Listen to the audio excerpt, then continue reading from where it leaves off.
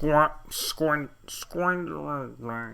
two types of coaches in rugby: Eddie Jones and those more sane. A mad, manic, maverick innovator powered by 2 a.m. emails, press conference quips, and wild theories on reinventing the game so extreme William Webb Ellis would have just put the thing back down if he ever heard them. Eddie Jones has had such a permanent residence on the tiny boulevard between genius and madness that Finn Russell started to complain to the council about him single-handedly raising their house prices. The way an Eddie Jones team plays is usually the way others adopt once they work out what the hell he was going for in the first place. Because ultimately, there are two types of coaches in rugby: Eddie Jones and those less successful. So, when the only coach to reach multiple Men's World Cup finals, the only person to have the highest win percentage of any coach ever for multiple nations, the man who masterminded the greatest result in the sport's history says this, you start to get a little bit anxious, excited, nervous. Because here's the thing: whilst there are plenty out there who think Eddie Jones is a clown emoji in search of a body to coach with, his track record speaks for itself. This is Eddie's 5th World Cup with a 4th team, and every single time on 4-year intervals, Eddie's army has overperformed. In 2003, he knocked out nailed-on favourites New Zealand and was one kick away from glory. In 2007, he ran South Africa's tactics as he secured the Webb Ellis Cup. In 2015, he plotted the Brighton Miracle and primed maybe the sport's single greatest team performance of all time. And in 2019, he took an English side written off a year earlier as over the hill already to another final after once again dominating the nailed-on favourites, the All Blacks. Eddie Jones has only ever exceeded expectations at the sport's biggest show. So when that guy stands up and says he's confident that he's going to win the World Cup, you don't need to believe him, but you probably do need to take it very, very seriously, mate. Because his claims have only started to feel more outrageous, more standout, more Eddie after the first 5 games in charge before things kick off in France resulted in noteworthy losses. And then, once he named a World Cup squad with fewer caps than the Antarctic if exposed to Eddie's hot air for more than 5 minutes, it started to feel even more so with some truly extraordinary exclusions. So, there's a lot of questions here. What is Eddie up to? Does he have any reason to be so confident? Why is he so confident? What is he doing? Why is he doing it? And most of all, can Australia win the 2023 Rugby World Cup? That sounds like a mad question. Eddie Jones approaches rugby like an architect. Each team is built bespoke, tailored true to the history and heritage of whoever he's coaching, yet imbued with his own personal signatures. Jones's first-gen Wallabies played like Mark Heller's wet dream. If that style got any more Australian, Larkin would have had to trade his scrum cap for a corkscrew hat. It was cocky, creative, yet rambunctious, open, expansive. Rugby born for the sunshine. His goal with Japan, however, was to create a brand new original style of play that would complement their team and their rugby traditions, and boy, did he do that. Then, before his first game with England, Jones said he was looking to create the most English England team to ever play. He set out to create a borderline parody of people's perception of English rugby. And whilst it's up to you how funny the final punchline felt, in his first few years he absolutely delivered on that. England were a masterpiece of organisation. Every detail refined for rolling maul, solid set piece, kick the lever off it and work your little socks off. Rugby born for the light drizzle. However, in many ways his return home should have always been on the cards. For the longer his stay went on, the more and more his England began to play less like the most English England side to ever play, and more like the most Aussie Australian side to never include a mullet. When his Wallabies rocked up to Pretoria on July 8th to play a slightly diluted Springbok side, we witnessed something bizarre. An infinite quantity of pre-game hype assuredness the World Cup dream was alive manifested over a fizzling first 15 minutes as the Wallabies scored first. This beauty by not in the squad Quade Cooper putting Marika Koro and Bete away to do that thing where he just goes fast and scores no matter what covers are coming across, no matter what else the defence is doing, he just goes fast and scores. And then, just as quickly as it came, the entire project fell apart. So came 43 unanswered points. The Springboks posting try after try before Carter Gordon's last gasp breakaway score. And whilst there were plenty of question marks over his selection, the decision making, the usual, in a Jones rarity, the real issue was over the tactics. That was the thing people questioned most. Australia spent the first half kicking infinite quantities of ball away, and the second struggling to get it back in the first place. A game plan that's perhaps the antithesis of Australian rugby union. So the big question is why? And I'm afraid, well, it's a two-part answer. The easiest way to level a playing field in rugby is to kick and chase effectively. And in the opening quarter, the Wallabies kicked really quite well, genuinely, pinning the Springboks back and a few times almost securing massive net gains, if not for the ever exceptional Villiers Leroux. Shut up at the back, he's not cack. The only issue with the kick chase tactics is they're exhausting, both physically and especially emotionally. And once one or two tries are let in, once the game is no longer in the balance, it becomes so much harder to keep a team focused and motivated on those tactics at all times. Something we saw in Melbourne as the emotional side of the game took over from Eddie's usual focus on tactical exceptionalism, as his stubborn, irresponsible, unsafe decision to leave Taniela Tupou, who was so blatantly injured he couldn't bend properly to make a tackle on the field, resulted in a clear card, momentum squandered, team morale and spirit shot, allowing the All Blacks to capitalise, scything into some clearly quite already depressed people with a ferocity I haven't experienced since my dad left. Australia were deploying a heavier kicking game in the opening match than I'd expect them to play in the World Cup, because they were trying to slowly learn and bed in the systems they actually want to use once they arrive in France, without the rustiness that will come when using a game plan you're still adapting to and learning. Because the approach Eddie is background implementing with Australia is also a structure he was chasing right when he was freed from his pomhood, a potential revolution through sudden evolution, a set of tactics he called positionless rugby. A quick history lesson on the evolution of attacking shapes in the sport of rugby union. In the late 90s, Eddie Jones pioneered the attacking three-phase move. The idea was self-explanatory yet genius. 2 phases to manoeuvre into position, and the third phase was the real strike move, but it gave every forward a set position as part of a group of 3 successive phases. The rucks you would hit were pre-planned in order to conserve energy and keep bodies on their feet. In about 2013-14, Wayne Smith likely took this idea and went, hey cool, what if we evolved it into the wholesale into the 1-3-3-1, a structure which has formed the basis of every team in professional rugby's attack ever since. Each forward is part of a preset group and given a zone of the field to stick to, allowing for superior ball retention, positional discipline, energy conservation, the lot. Teams such as Japan and the Crusaders quickly came up with their own variations on this, which changed a lot of emphasis and hence how teams play. Over the course of the last few years, teams such as Ireland and Bristol have gelled these structures into a rugby league style phase shape system, where the backs have an enormous playbook of incredibly organised pre-learned shapes in order to play off these shapes, pulled out by a master tactician such as Junglebot Sextruck or Callum Sheedy, allowing for endless iterations on the same 1-3-2-2 structure thanks to how many ways there are to reshape the backs. However, the entire time this was building, Eddie Jones was already eyeing up what could be next for the innovation he kicked off in the first place back over 25 years ago. However, Jones first began deploying positionless rugby in training with England in November 2021. The team would not implement it until the following Six Nations, spending that 3-match series instead playing a heavy kicking game and attacking almost exclusively through strike plays of the first few phases before booting it or going for a bit of a grind if they made it up to near the line, with only the odd moment of shifting into the shape the coach was sending all those 4 AM emails about. England won all 3 of those games thanks almost entirely to that kicking heavy game. However, that was because this was their old plan A and something they were very much used to, rather than something new as they were adapting into with the Wallabies whilst they learnt a new system in the background. Most teams' set structures, such as the 1-3-3-1 or the 2-4-2 or the current vogue, the 1-3-2-2, would keep the entire way that you were in that zone. The All Blacks would introduce the idea of changing to a new shape once, say, you crossed the halfway line or got into the 22, but Eddie wanted to go one step further. England would swap formations at each and every ruck. As players take contact, Ford, Farrell or Smith, whoever was at fly half, would call what pods he wanted and where and how he wanted the forwards grouped, and they would all set accordingly. Where old formations were built entirely out of forwards or by Wayne Pivac, positionless rugby lived up to its name by not asking that. We started to see forwards and backs take each other's roles in open play, becoming interchangeable.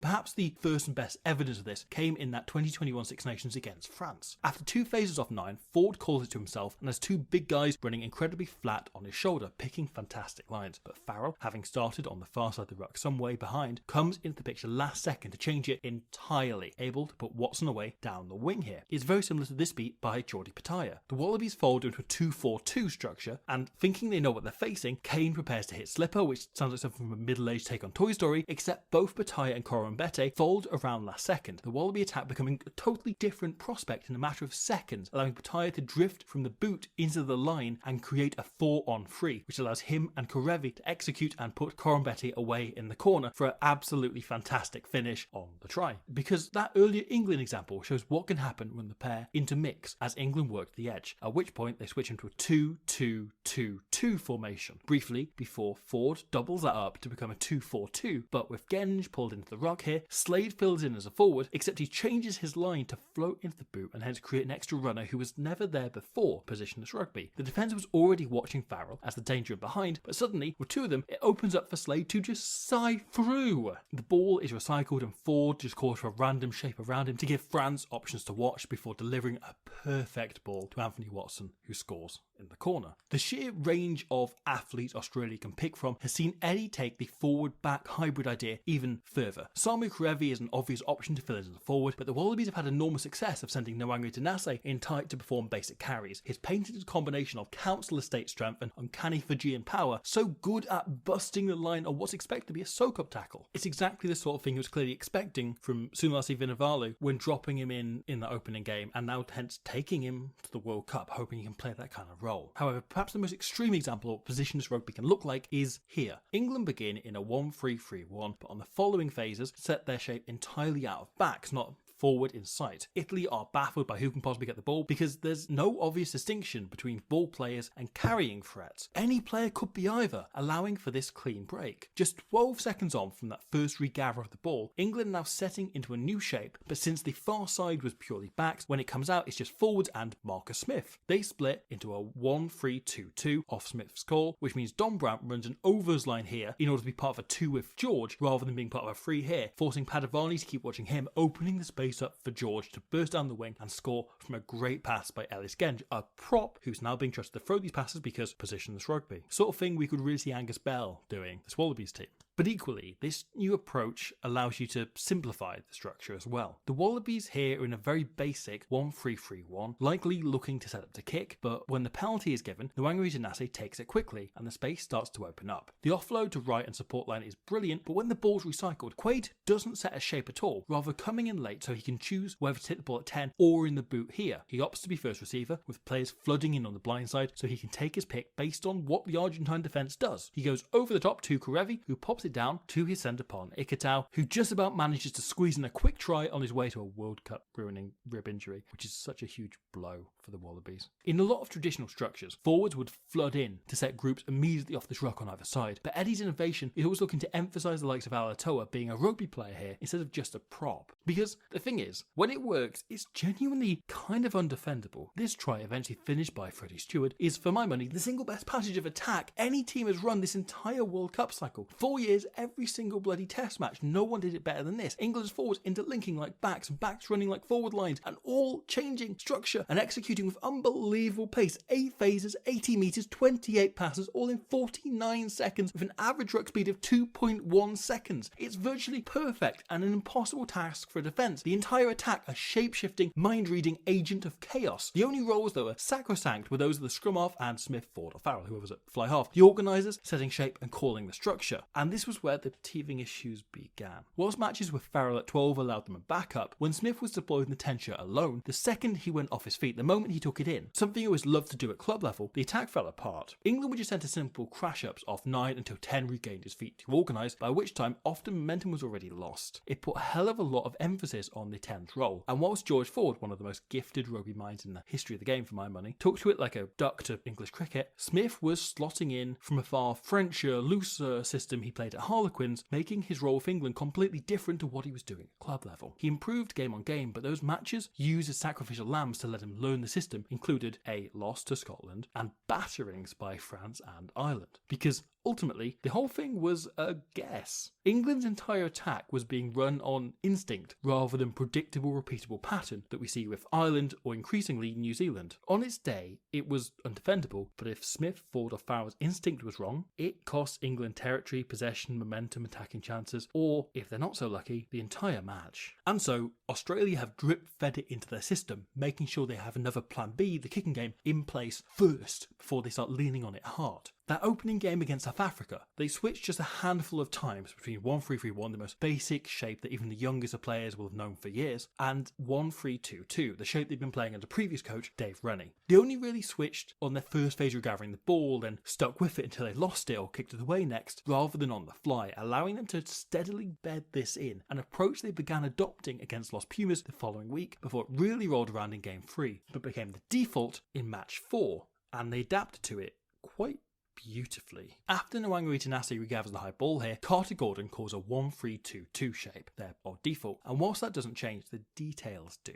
and it's lovely. After the smash up to keep momentum going, what was previously a pod of 2 is now operating in a role much closer to a 3rd and 4th centre position this rugby. Frost runs the switch line in order to hold these 2 defenders, whilst Valentini runs a classic John Fox Davis line of out to in, which fixes Surveyor for a second, pulling him apart from his outside man, allowing Kellaway to get on the outside. Angus Bellland smashes over the game line because of course he does, he's bloody exceptional, before the All Blacks creep offside as Australia start to shift shape. In the resulting penalty, Gordon goes for the corner, and off the back of that, hey, it's the Coram Betty try we saw earlier. However, the Wallabies' second try in that 4th game shows even more promise. Nwangari Tanasi here does his bullshit tackle bust thing before offloading to Kellaway, who gets up to the 22. The Wallabies set into shape really quickly, they start playing, blah, blah, blah, but as Tom Hooper takes this in here, Carter Gordon is forced to ruck over and clear out, taking him out of the game in the kind of way that wrecked England when Smith went aground. Big Bobby V then carries on a basic free pod, England's go-to we have no more 10 move, but Samu Karevi slots in instantly at 10, calling a 1-2-1 shape with Coram Betty out the back, looking for a similar late line to his earlier try. It's a weird setup, and so the All Blacks don't quite mark everyone. Bell is the carrier in the most space, so Karevi hits him, gifting quick ball as the remaining players from that previous play are just drifting to the short side. They set with proper width. These 2 players taken out by McDermott's pass and another fixed by Karevi, remaining in the 10 role as he hits Tom Hooper. It gifts the flanker a soft target to run right into, and he barrels through to finish absolutely incredibly goodly. And yet, that game went on to really get away from Australia. A burst by the All Blacks right after half-time took all momentum out of the team. Confidence eroded, and once again the emotional impact of the game took over. Because I think it's a factor that a lot of analysis ignores. The attritional nature of rugby means a player has to be emotionally switched on at all times, because a 10% drop-off in focus means a broken tackle, a turnover, or an opportunity blown. It's why Warren Gatland teams, for example, tend to either win by 5 or lose by 15 plus, because the fitness-based, emotionally charged tactics tend to drop off a cliff once a team falls far behind. We saw it just the other week against South Africa. This is something Eddie Jones learned the hard way when trying to deploy those similar fitness and kicking based tactics in both Melbourne and Pretoria. But in the Ben Smith Megadome the week after, it was even worse. Those kicking tactics were just propping up the growing stellar attacking game rather than the other way round. Yet when their first hit in confidence in emotional energy came, the team never really recovered. Which leads us on to that squad selection, because instead of putting trust in the team that has stood up so well for the Wallabies for a generation, Eddie Jones has picked a batshit side of ballers and big boys, a squad so young they're going to need to bring a shoe-tying coach. And whilst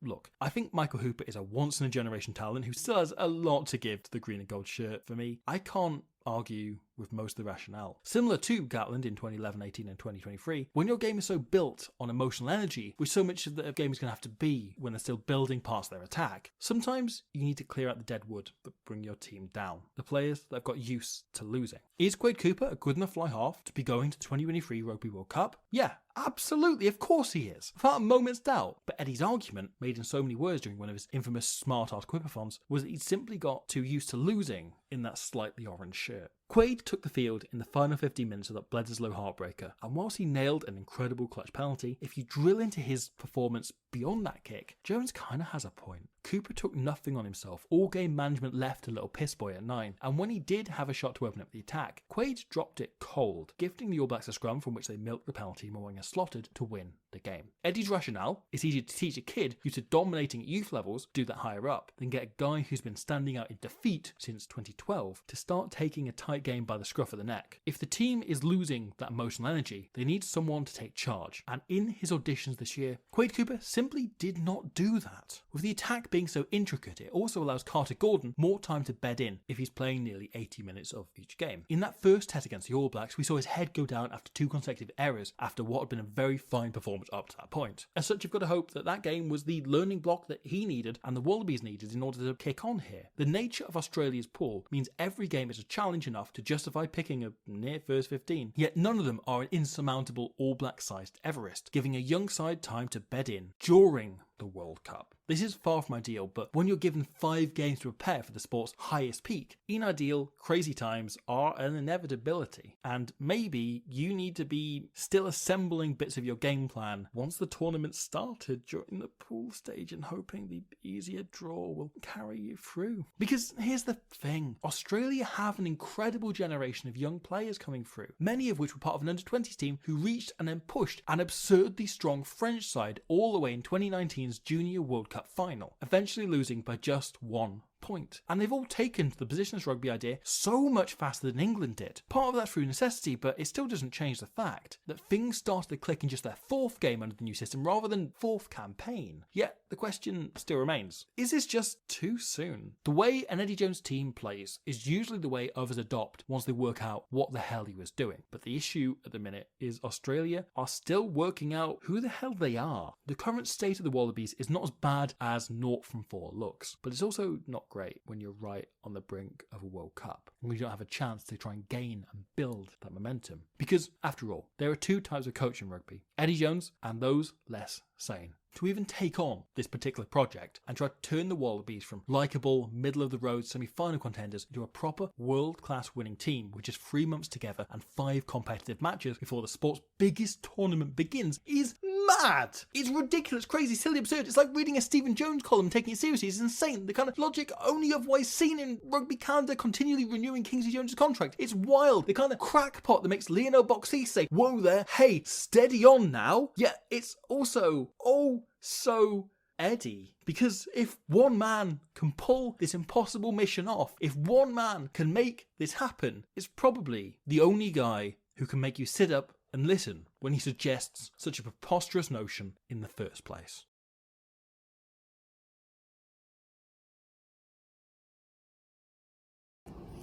It's Paris in there. It's actual Paris. Thank you for watching that. I hope you enjoyed it. I hope you had a lovely time. That was a big deep dive into Eddie Jones's Wallabies, what's going on, the second Eddie Jones one of this series on all 20 teams in the Rugby World Cup, which are all up apart from France, apart from Namibia, and apart from Japan. Japan will be tomorrow, and Namibia will be the day after, and then France the day before the World Cup kicks off. We also have, as the video went up yesterday saying, we're doing a big meetup on Wednesday. I got the day wrong. It's not Thursday, it's Wednesday the 6th at No Scrum, No Win. Please head over all the social media and stuff to go that, or look at the video that went up yesterday on the plan. For that, please come along, 7:37-ish, and hopefully we'll have a lovely time. This is going to be a touch tournament happening. There's loads of stuff happening. And otherwise, I'll see you either then or tomorrow for more rugby. You can just speak in French to him, mate. L'opportunity, c'est fucking énorme.